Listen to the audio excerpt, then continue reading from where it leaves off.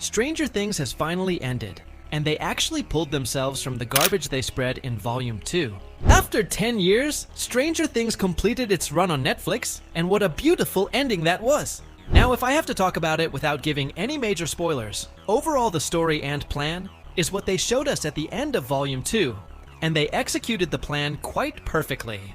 It was a 2-hour-long episode, but it doesn't feel that long. There wasn't a single wasted scene, and unlike other volumes and seasons where they always pick a very slow start, this time they actually kept their momentum, and it started way better than Volume 2 ending. If you have time, and you are deciding that whether you should watch it or not, then I strongly recommend you this show. It might feel a bit cheesy because of the dialogues and stuff the characters do to explain their thoughts, because when the show started, they were kids, and now you can visibly see that they have shaved their beards and stuff, so you might cringe at some moments. Other than that, the overall performance of all the characters was good, except a few specific ones. This finale wraps up the story perfectly, delivers justice to all the characters and their arcs. There are some emotional moments, and you can say scary moments where you'll feel like, oh no, but then it'll be all right. They played very safe. All the theories, rumors were busted, and they chose a very simple yet perfect ending to the show. Now, if we move on to the spoilers, there were many things that were a bit confusing, and there was room to explain it, but they decided not to. For example, Vecna's past. We see that he opens the container and then gets his powers. But actually, there was a 12 hours time jump, and in those 12 hours, Henry was getting tortured by Mind Flayer in the X dimension. The story doesn't touch that part at all. And again, with Vecna's origin, we see Max and Eleven revisiting Henry's memories from his school life, where we see Joyce, but they didn't try to explain Joyce and other characters' relation with Henry either. Henry was their fellow mate, and he was participating in the play which Joyce was directing, and Hopper was also in the school at that time. But they totally skip it. When Henry finally entered the cave where he was afraid to enter, I thought they might show us his origin for a few minutes here, but no.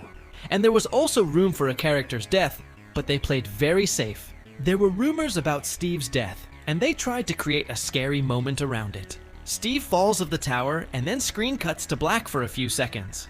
But he was saved by Jonathan. And nobody would hate all the characters being saved, but an impactful death in the finale would have added more depth to its ending.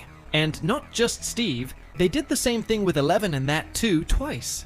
First, Hopper accidentally shoots her 2-3 times, and later we realize that this was just an illusion created by Vecna to interrupt them.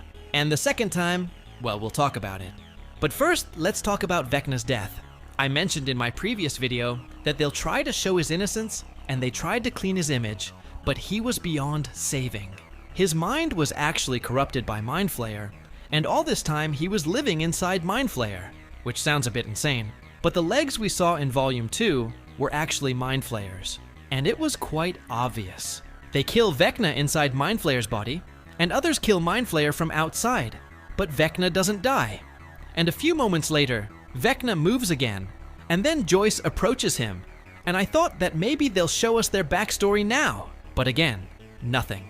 She chops Vecna's head off of his body with an axe, and that moment was quite emotional because we visit each and every important character's death from Season 1 to now.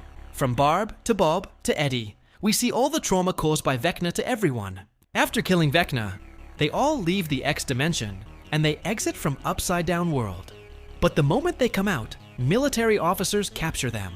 That's where Eleven sacrifices herself, because as long as someone with powers is alive, it'll never end.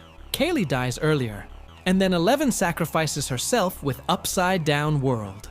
Then we see an 18-month time jump. We see all of the characters moving on in their life. Steve is now a teacher and a baseball coach. Hopper is a sheriff again. Everyone is getting graduated, but Mike is still in his mind, stuck to the exact moment where Eleven died. They all play a final game of D&D, where Mike explains through his story that Elle survived. Because before Eleven died, she used her powers and talked with Mike in Shadow Realm. But the military officers were using the beams to control her powers. So how did she use her powers to talk with Mike? It was because Kylie also survived, and Eleven's death was just an illusion, and now she's living her happy life alone.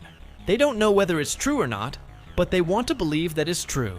And then, the series ends with a shot of Mike watching Holly Derrick and other kids playing D&D. I actually had zero expectations from the finale. but it was very good, and I enjoyed it. I hated episode 7, but I absolutely loved this ending, as I said that there was room for more, but they decided not to. And we'll talk about it in details in few days. But now that the series had ended, and you're still confused about why I'm keep repeating myself about Henry's origin, well, it's because his true origin was a lot more than the series truly showed.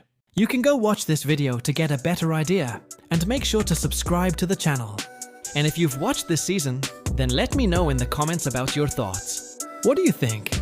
Was the ending good, or did they just ruin another perfect show? Let me know in the comments, and I'll see you in the next one.